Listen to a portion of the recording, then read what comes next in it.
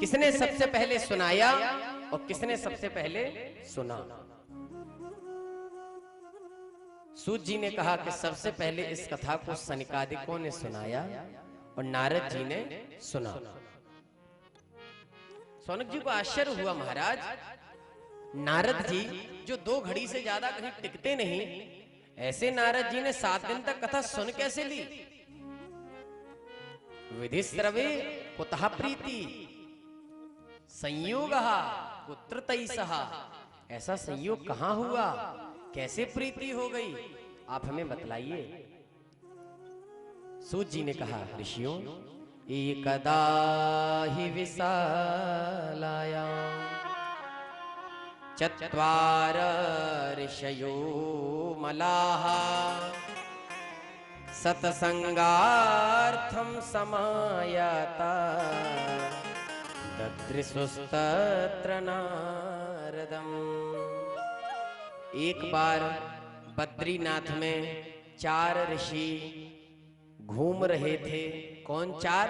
सनक, सनंदन, सनातन, सनत कुमार। क्यों घूम रहे थे? सत्संगार्थम, सत्संग की इच्छा से। और जब ये जा रहे थे तो इन्होंने नारद जी को देखा। नारद जी को देखा, बड़े प्रसन्न हुए। अरे हम तो सत्संग के लिए जा रहे थे, हमें एक सत्संगी मिल गया। दौड़कर नारद जी के पास पहुंचे तो जैसे ही नारद जी को देखा तो नारद जी का मुख एकदम मलिन था, दुखी थे। चारों भाइयों ने मानो अलग अलग प्रश्न किए। सबसे पहले ने पूछा कि कथम ब्रह्मन दीन मुखः, हे ब्रह्मा जी के पुत्र नारद, आपका मुख इतना दीन क्यों है? दूसरे ने पूछा कुतश्चिंता तुरो भवान, कौन सी चिंता है जो आपको सता रही है? तीसरे ने पूछा त्वरितम गम्यते कुत्र, कहाँ जा रहे हैं? चौथे ने पूछा कुतश्चागमनम तव, कहाँ से आ रहे हो? 4 लोगों ने 4 प्रश्न पूछा। फिर चारों ने कहा कि आपका मुख ऐसे लग रहा है जैसे किसी महाकंजूस का धन चला गया हो।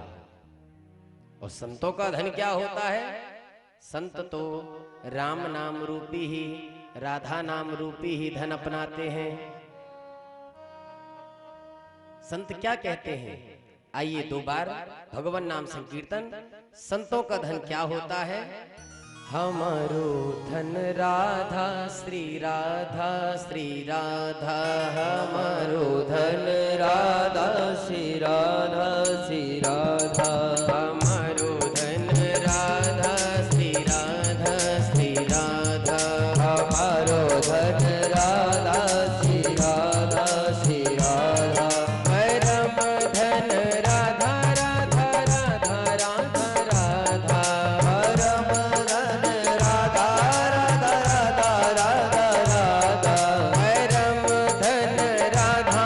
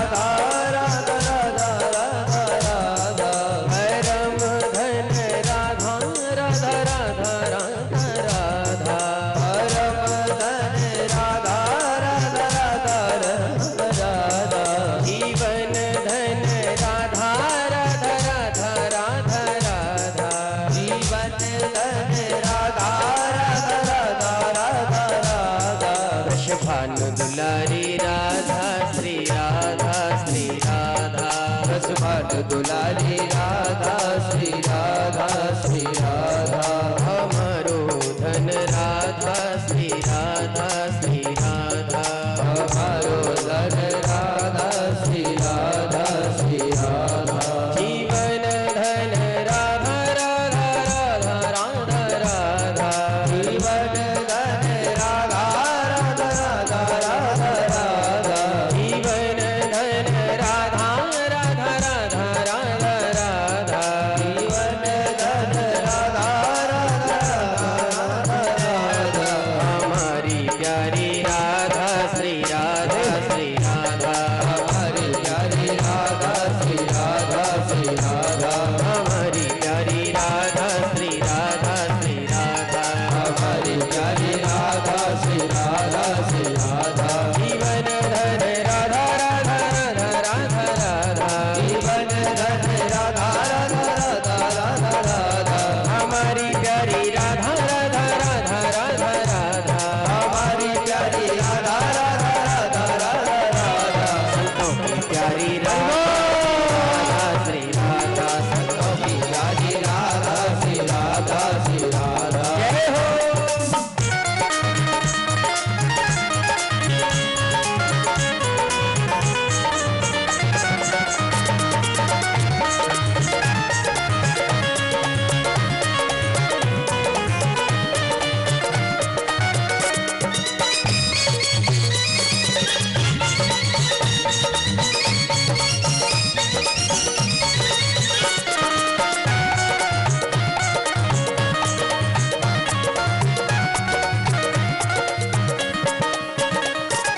सबकी प्यारी राधा राधा राधा राधा राधा। संतों की प्यारी राधा राधा राधा राधा राधा। हमारी प्यारी राधा राधा राधा राधा राधा। हमारी प्यारी राधा राधा राधा राधा राधा। सुभान दुलारी राधा श्री राधा। दुलारी राधा श्री राधा श्री राधा। हमारो धन राधा श्री राधा श्री राधा। राधा श्री राधा श्री राधा। हमारो धन राधा श्री राधा श्री राधा। हमारो धन राधा श्री राधा श्री राधा। हमारो धन राधा श्री राधा श्री राधा। हमारो धन राधा श्री राधा श्री राधा। हमारो धन राधा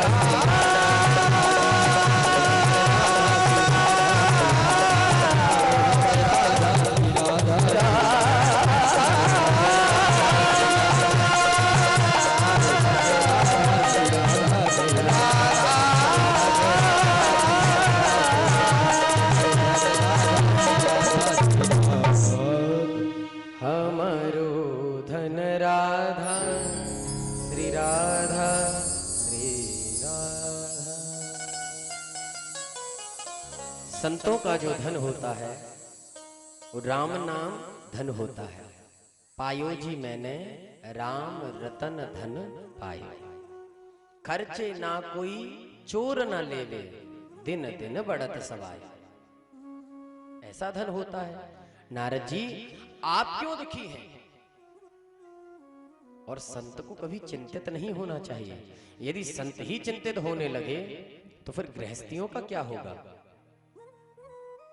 क्या बात है, हमें बताएं। नारद जी ने कहा भैया क्या बताऊं,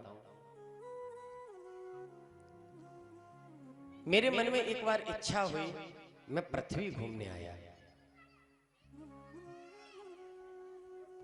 भैया इन बच्चों को जरा या तो पीछे बिठा दें या फिर एक दो भैया हों जो ने सही प्रकार से सिरा दिया। नारद जी ने कहा कि मैं एक बार पृथ्वी घूमने आया और पृथ्वी पर मैंने सारे तीर्थों का दर्शन किया। पुष्करम च प्रयागम च, मैं पुष्कर गया, मैं प्रयाग गया, मैं काशी गया, मैं गोदावरी गया, मैं हरिद्वार गया, मैं कुरुक्षेत्र गया, मैं श्रीरंगम गया, मैं सेतुबंध गया। पर इतनी जगह पर जाकर भी मेरे मन को शांति नहीं मिली। नारद जी ने कहा मेरा मन एकदम अशांत हो गया और जब मेरा मन अशांत हुआ तो मैंने सोचा कि चलो संतों को देख लिया जाए। तीर्थों में चलो महिमा नहीं रही तो संतों को तो देख लें, क्योंकि संत जो हैं चलते फिरते तीर्थ कहे जाते हैं। मुद मंगलमय संत समाजू, जो जग जंगम तीर्थ राजू। संत चलते फिरते तीर्थ हैं। तो मैंने जब संतों को देखा तो नारद जी ने कहा, शांति छोड़ो, मेरे मन में क्रांति मच गई। क्यों? विरक्ता सपरिग्रहाः, जो संत अपने आप को विरक्त कहते हैं वो अपने परिकर के साथ रहते हैं। और पाखंड निरताः संताः, नारद जी ने कहा कि संत जो थे वो सब पाखंड निरत हो चुके हैं। पाखंड निरत मतलब पाखंड में लीन, अर्थात पाखंडी। नारद जी ने कहा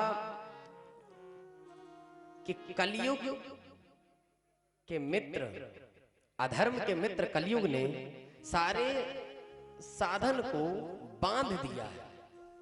कलिना धर्म मित्रेण धैर्यम बाधिताधुना, सबको बांध दिया है। संत भी जब संत कोटि के नहीं बचे तो नारद जी ने कहा, फिर मैंने सोचा कि गृहस्थियों को देख लिया जाए। तो मैं गृहस्थियों के यहां गया। वहां क्या देखा कि तरुणी प्रभुता गेहि, घर में केवल श्रीमती का राज है। घर में किसका राज है? श्रीमती का। तरुणी प्रभुता गेहि। और सलाह यदि किसी से मांगनी हो तो ससुराल से साले साहब को बुलाया जाता है। स्याल को बुद्धिदायक, साले साहब सलाह देने वाले बन गए हैं। घर में यदि वृद्ध पिता भी बैठा रहे तो उससे सलाह नहीं ली जाती, साले साहब से ली जाती है। क्या ये सही है? संतों ने कहा कि यही आज की युवा पीढ़ी की गलती है।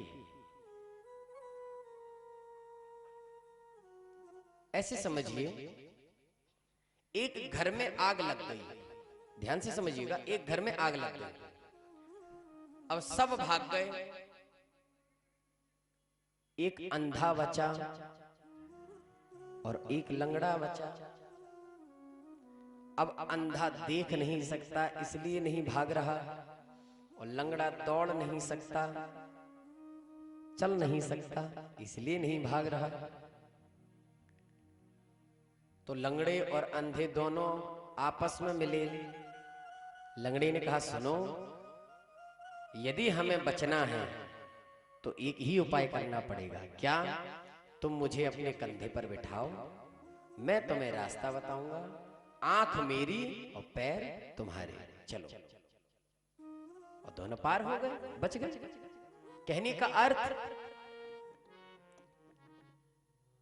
कि बुढ़ापा जो है वो चल नहीं सकता और जवानी जो है वो देख नहीं सकती। युवा जो है, ऐसा नहीं कि युवा कुछ कर ही नहीं सकते, पर जितना संसार एक वृद्ध ने देखा है उतना तो युवाओं ने नहीं देख लिया। वृद्ध का अनुभव बोलता है।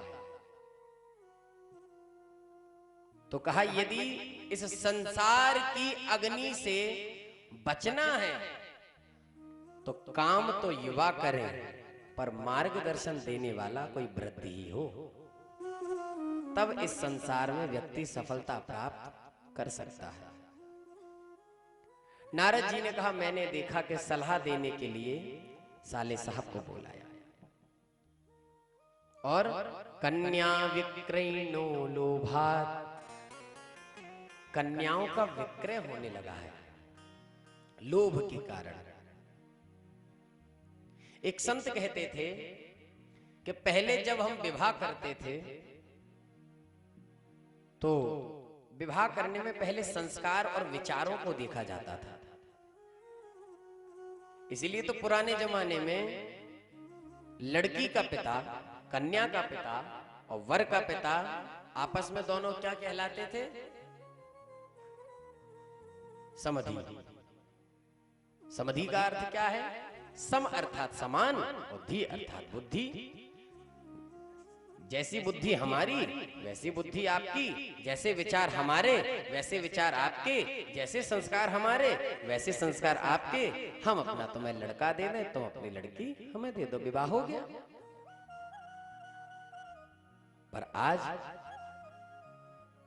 आज विचार किया जाता है तो समधन पर। जितना धन आपके पास उतना धन हमारे पास, विवाह कर लो और धन बढ़ेगा। नारद जी कहते हैं कि कन्या विक्रयणो लोभात्, लोभ के कारण कन्याओं का विक्रय होने लगा। और जब ऐसे करके जब विवाह हुआ तो दंपति नाम च कलकनम, तो दंपतियों में नित्य कलह होने लगी। नारद जी ने कहा मेरे मन में तो अशांति व्याप्त हो गई जब मैंने देखा कि न योगी, न कोई योगी बचा, नैव सिद्धोवा, न कोई सिद्ध बचा, न ज्ञानी, न कोई ज्ञानी बचा, न सत्क्रियो नरा, न कोई सत्कर्म करने वाला व्यक्ति बचा। कहां गए सब? कलि दावानल लेनाध्यासाधनम भस्मतांगतम, कलयुग की दावानल रूपी अग्नि में सभी साधन जलकर भस्म हो गए, कोई बचा ही नहीं। नारद जी ने कहा भैया फिर मैंने विचार किया कि वृंदावन चला जाए, वहां तो भगवान ने लीला की है, परंतु जब मैं वृंदावन गया तो वहां भी मैंने आश्चर्य देखा। क्या आश्चर्य देखा? कि एका तु तरुणी तत्र निषण्णा खिन्न मानसा, एक युवती, नवयौवन युवती वहां खिन्न मन से बैठी हुई है। उसकी गोद में दो बूढ़े लेटे हुए हैं, निस्वसंताव चेतनौ, जो बेहोश पड़े हुए हैं। नारद जी ने कहा कि दूर से देखकर तो मुझे थोड़ा कौतुक हुआ, और फिर मैं जब समीप जाने लगा तो मुझे देखकर वह खड़ी हुई और खड़ी होकर मुझसे कहने लगी कि भो भो साधु छड़म तिष्ठा, हे साधु रुकिए, क्यों? मच्चिंता मपिनाशया, मेरी चिंता का नाश कीजिए। नारद जी ने कहा देवी कौन है आप, और ये दोनों कौन हैं? और उस देवी के आसपास कई महिलाएं भी थी, कई देवियां और थी। तो नारद जी ने कहा ये सब कौन है? नारया काहा पद्मलोचना, ये सब कौन है? आपकी क्या चिंता है, विस्तार से बताएं। तो वो देवी बोली कि अहम भक्तिरति ख्याता, मैं भक्ति हूं, इमौ में तनयौ मतौ, ये दोनों मेरे बेटे हैं। क्या हुआ इन्हें? कलयुग के प्रभाव के कारण ये बूढ़े हो चुके हैं। भक्ति ने कहा कि हे नारद जी, मैं दक्षिण में पैदा हुई, कर्नाटक में मैं बड़ी हुई, महाराष्ट्र में मेरा कहीं कहीं सम्मान हुआ, और अंत में जब मैं गुजरात पहुंची तो मैं जीर्णता को प्राप्त हो गई। जब मैं जीर्ण हो गई तो मैं पुनः वृंदावन आई, और जब मैं वृंदावन आई तो मैं तो युवती हो गई, पर मेरे बेटे जो ज्ञान और वैराग्य हैं ये जर्जरित हो गए। अगर ऐसा ही चलता रहा तो मैं विदेश चली जाऊंगी। नारद जी ने कहा ना ना ना, आप विदेश कहीं कहीं मत जाइए, आप भरोसा रखिए, सब होगा, ये सब ठीक हो जाएंगे। भक्ति मैया ने कहा नारद जी आपसे एक प्रश्न करना चाहती हूँ। नारद जी ने कहा बताइए क्या पूछना है। कि जब परीक्षित जी के सामने कलयुग आया और परीक्षित जी को जब कलयुग के दोष पता थे तो परीक्षित जी ने कलयुग को क्यों नहीं मार डाला, और परीक्षित ने यदि छोड़ भी दिया तो भगवान ने क्यों नहीं मारा? भगवान क्यों इस कलयुग को सहन करते रहते हैं, ये मैं जानना चाहती हूँ।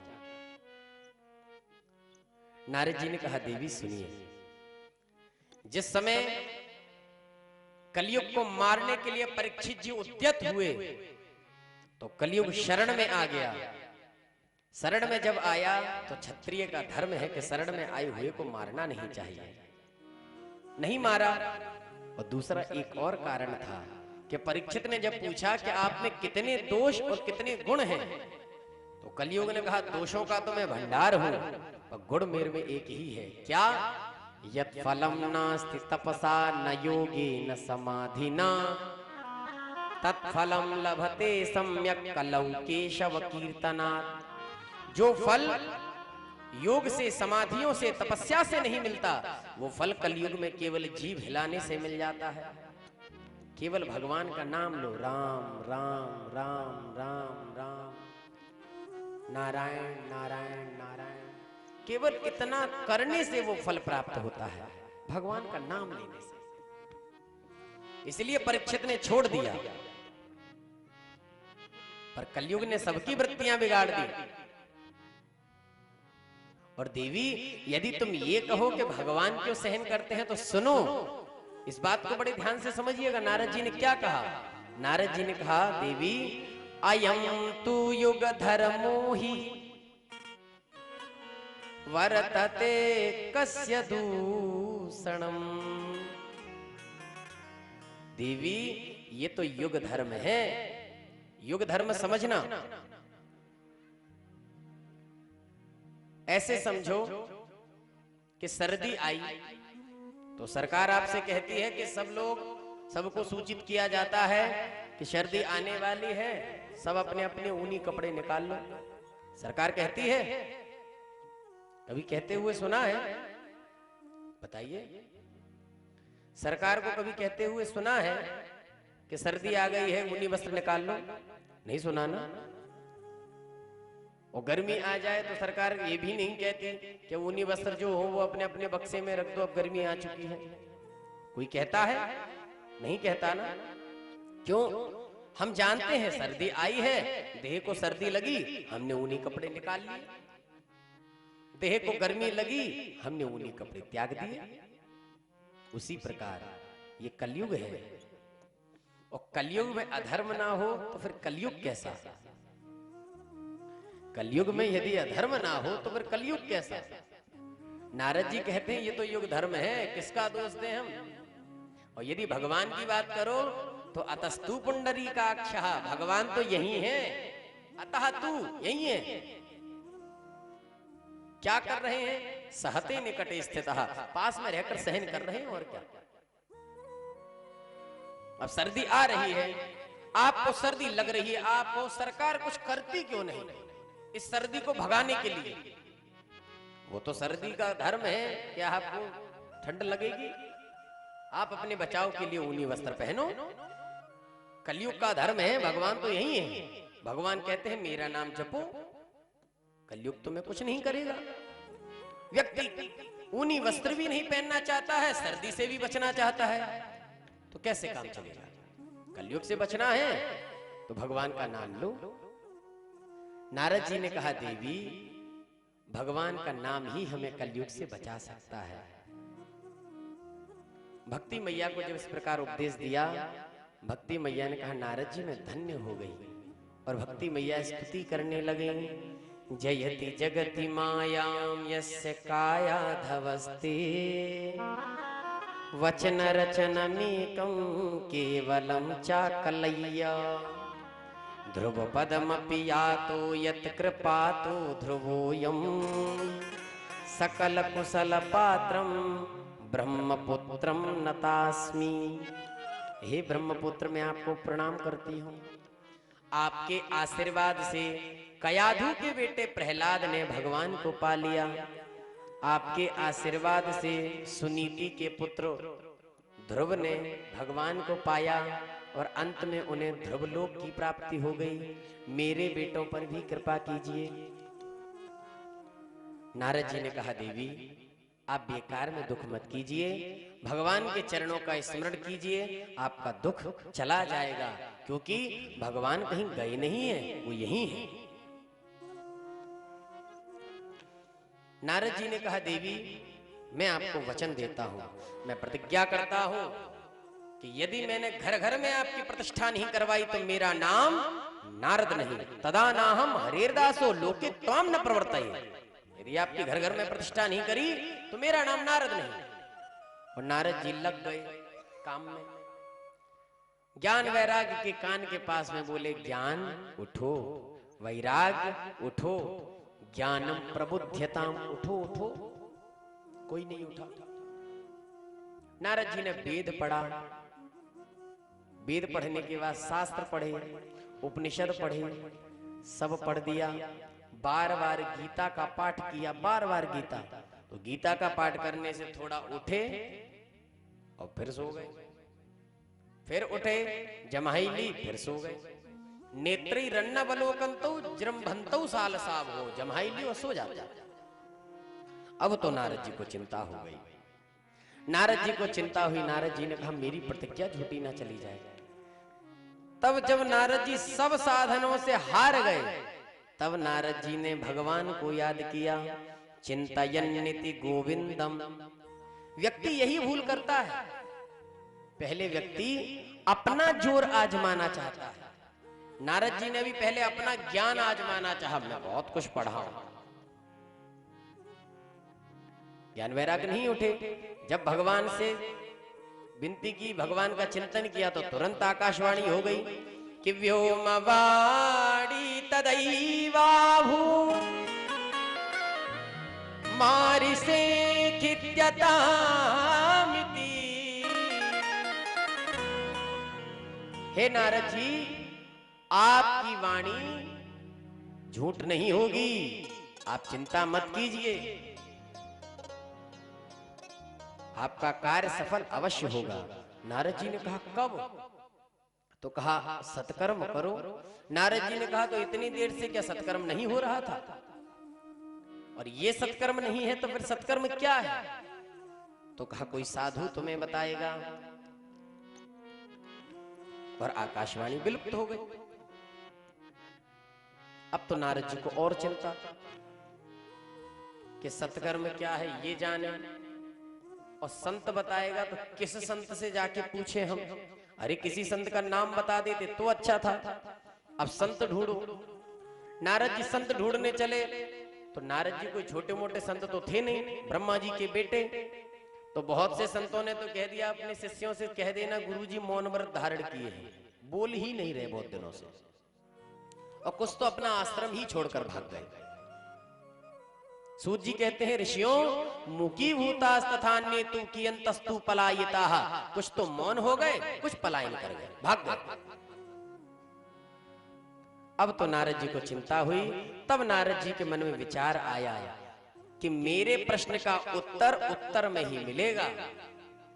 उत्तर में अर्थात बद्रीनाथ पे। बद्रीनाथ उत्तर में है ना, तो बद्रीनाथ पे नारद जी चले और वहां सनकादिकों से भेंट हुई। नारद जी ने कहा, ये मेरी चिंता का कारण है, मैं इसीलिए चिंतित हूं। सनकादिक हंसने लगे, अरे महाराज इतनी छोटी सी बात पर आप चिंतित हैं? हर्षम चित्ते समाभा, अपने हृदय में प्रसन्नता लाइए। नारद जी ने कहा, ये छोटी सी बात है। हाँ छोटी सी बात है। अच्छा तो बताइए सत्कर्म क्या है? सनकादिकों ने कहा, नारद जी सत्कर्म सूचको नूनम ज्ञान यज्ञ स्मृतो बुधैहि। जितने भी विद्वान जन हैं वो एक ही सत्कर्म जानते हैं, वो है ज्ञान यज्ञ।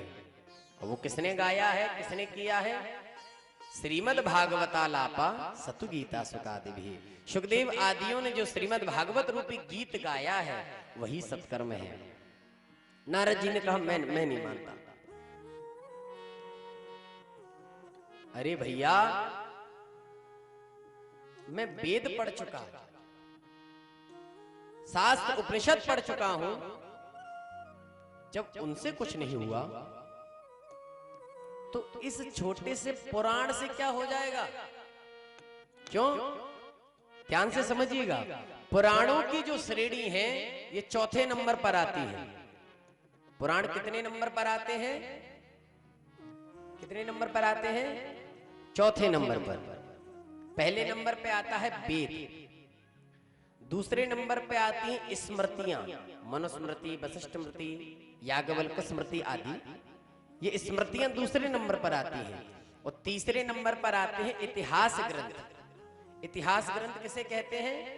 महाभारत और वाल्मीकि रामायण, ये इतिहास ग्रंथ है। और चौथे नंबर पर आते हैं पुराण। नारद जी ने कहा जब वेद से कुछ नहीं हुआ, पहले नंबर पर जो आता है, तो चौथे नंबर पर आने वाले एक पुराण से क्या हो जाएगा? अगर भागवत है तो पुराण ही। सनकादिकों ने कहा सुनो, ये जो भागवत है ना, ये वेद और उपनिषदों का सार है। नारद जी ने कहा सार है तो सनकादिकों ने कहा कि ये वेदांत है। नारद जी ने कहा मैं समझ नहीं पाया, कुछ उदाहरण से समझाइए। सनकादिकों ने कहा नारद जी सुनो कि आमूलाग्रम रसम तिष्ठन नास्ते न स्वाद्यते तथा। नारद जी, आम कितना मीठा होता है। अब कोई आम को खाए और आम खाकर कोई कहने लग जाए ये आम कितना मीठा है, अरे ये आम इतना मीठा है तो जिस पेड़ से ये आम निकला है वो पेड़ कितना मीठा होगा। आम को छोड़कर कोई पेड़ खाने लग जाए तो क्या उसे मिठास मिलेगी? क्या नहीं मिलेगी? सनकादिकों ने कहा सुनो, यथा दुग्धे स्थितम सर्पिर न स्वादायोपकल्पते पृथग भूतम हि तदगव्यम रसा देवानां रसवर्धन। नारद जी, दूध के कण कण में घी होता है, परंतु जो व्यंजन घी तैयार कर सकता है वो व्यंजन दूध तैयार नहीं कर सकता। नारद जी ऐसे समझो कि इक्षुणामपि मध्यांतम शर्करा व्यापतिष्ठति। गन्ने से ही शक्कर बनती है, तो व्यंजन जो शर्करा से तैयार हो जाते हैं वो गन्ने के रस से तैयार नहीं होते। इसीलिए वेद और उपनिषदों का जो सार श्रीमद् भागवत है, ये जो कर सकती है वो वेद और उपनिषद नहीं कर सकते। नारद जी ने कहा महाराज मैं धन्य हो गया, आज मुझे समझ में आया कि चाहे कोई कितना भी पढ़ लिख कर विद्वान हो जाए, लेकिन जिसने संतों का संग नहीं किया उसने समझो कुछ नहीं पाया। आज मैं समझ गया। नारद जी ने कहा कि भाग्योदयेन बहुजन्म समर्जितेन सत्संगमं च लभते पुरुषो यदा वै अज्ञान हेतु कृत मोह मदांधकार नाशं विधाय हि तदोदयते विवेकः। भाग्य के उदय होने पर, अनेक जन्मों के पुण्य अर्जित होने पर व्यक्ति को सत्संग मिलता है। और सत्संग से क्या होता है? व्यक्ति के अज्ञान का नाश होता है और विवेक का उदय होता है।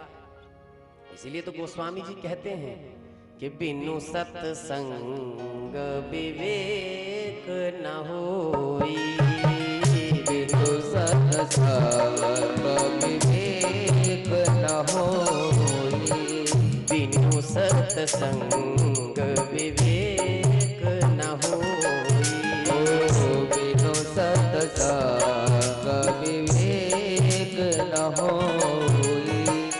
राम कृपा बिनु सुलभ न सोई, राम कृपा बिन सुलभ न सोई,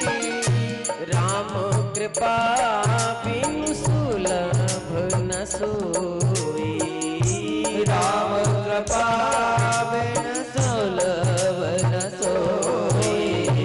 बिनु सत्संग विवेक न होई। ओ बिन सत्संग विवेक न होई। विवेक न होई। बिनु सत्संग विवेक न होई। राम कृपा बिन सुलभ न सोई। बिन सत्संग के विवेक नहीं होता और राम की कृपा के बिना सत्संग नहीं मिलता। इसलिए गोस्वामी जी कहते हैं कि जब द्रवहि दीन दयालु राघव साधु संगति पाई है। जिहि दरस परस समागमागित समागमादिक पाप राशि नसाई। जब भगवान द्रवित होते हैं, कौन? दीन दयालु राघव, तब हमें सत्संग मिलता है। ये सत्संग की महिमा है। नारद जी ने कहा, भैया इस कथा को मैं भी सुनना चाहता हूं, मैं भी करवाना चाहता हूं। सनकादिक मुनियों ने कहा ठीक है, बताइए कहां करें? हरिद्वार। क्यों?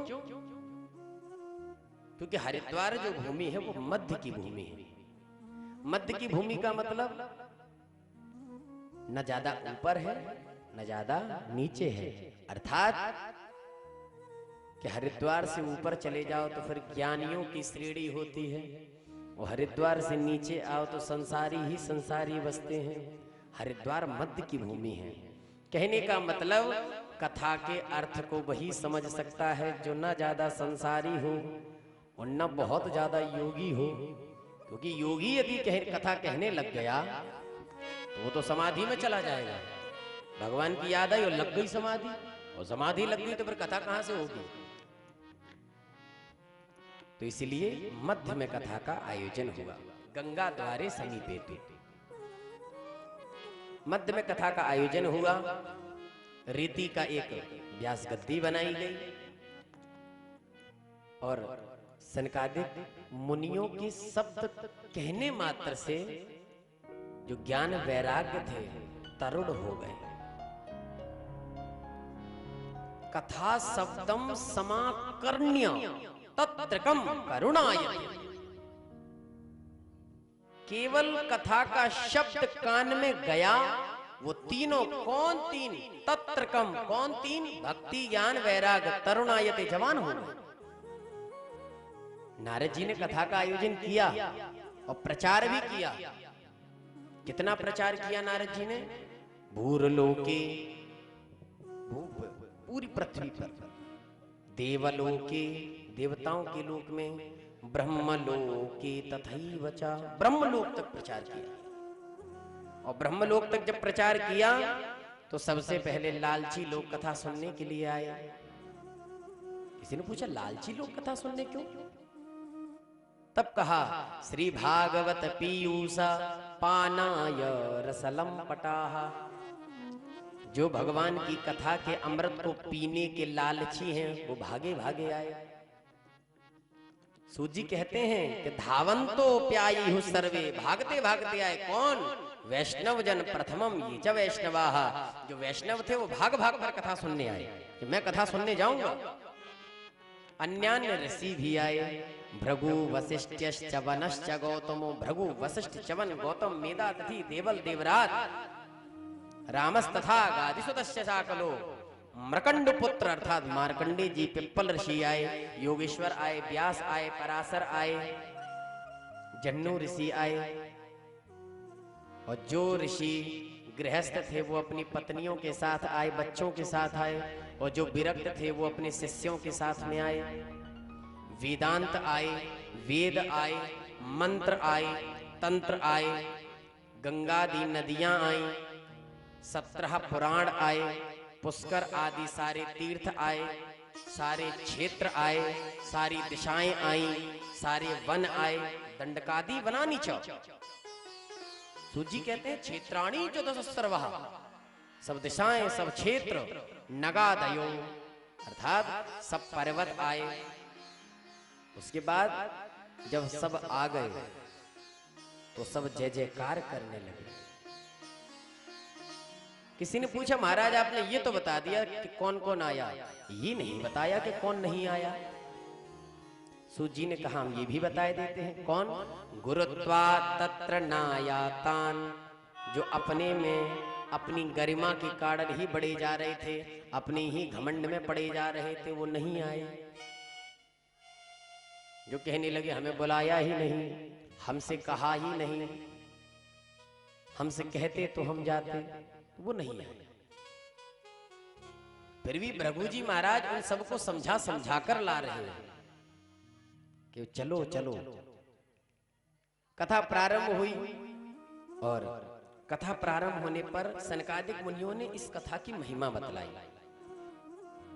कि न गंगा न गया काशी, गंगा गया काशी पुष्कर प्रयाग, इन सब तीर्थों का जो फल है वो भागवत की कथा की बराबरी नहीं कर सकता। श्लोकार्धम श्लोक पादम, आधा श्लोक, आधे से भी आधा श्लोक जो नित्य पढ़ता है उसे परम गति प्रदान होती है, परम गति मिलती है। वेद, वेद माता अर्थात गायत्री, पुरुष सूक्त, ये सब पढ़ने पर भी भागवत की बराबरी नहीं कर सकते। सनकादिकों ने कहा नारद जी और क्या कहूं, सुनो कि आजन्म मात्रमपि न सठे न किंचित, जिसने पूरे जीवन में भागवत की कथा न सुनी हो, आजन्म मात्रमपि न सठेन किंचित चित्तम विधाय सुख शास्त्र कथा न पीता, अपने चित्त में इस सुख शास्त्र को पीकर जिसने नहीं बिठाला वो कौन है? चांडालवत, वो चांडाल है। खरवत, वो गधा है। चांडालवत चखरवत वततेन नीतम मिथ्या स्वजन्म जननी जनि दुख भाजा। उसने केवल जन्म लिया तो केवल अपनी मां को प्रसव पीड़ा देने के लिए, जीवत सबो, वो जीते हुए भी मुर्दा है। धिक्तम नरम पशु समम, ऐसे नर को धिक्कार है, वो तो जानवरों के समान है, पशु के समान है। नारद जी ने कहा महाराज इतनी गाली क्यों दे रहे हो? सनकादिकों ने कहा हम नहीं दे रहे। तो एवं वदन्ति दिव्यदेव समाज मुख्या, ये तो इंद्र जो हैं, इंद्र आदि जो देवताओं का समाज है वो दे रहा है कि ये वो कथा है जो हमें नहीं मिली, और जिन्हें मिल रही है वो लेकर भी अभागे बने बैठे हैं, पी नहीं पा रहे। इस प्रकार जब भागवत की महिमा गाई, तो भागवत की तो महिमा इतनी है कि भागवत गर्जना कर कर कहती है कि मैं तुम्हें मुक्ति दिला सकती हूं, और तुम्हें कोई मुक्ति नहीं दिला पाए, लेकिन मैं तुम्हें मुक्ति अवश्य दिलाऊंगा। ये भागवत गर्जना करती है। और भागवत की महिमा सनकादिक मुनि गा ही रहे थे कि अचानक सभी के मध्य में एक स्त्री दो पुरुषों के साथ में प्रकट हुई और ताता थैया करके नाचने लगी। ये कौन थी? भक्ति सुतौ तौ तरुणौ गृहीत्वा प्रेमैक रूपा सहसा विरासी। भक्ति मैया अपने दोनों बेटों के साथ में आई, पूर्ण रूप से नव यौवन संपन्ना होकर, ज्ञान और वैराग्य भी जवान हो गए, और भक्ति मैया आई, सभी के मध्य में संकीर्तन करने लगी।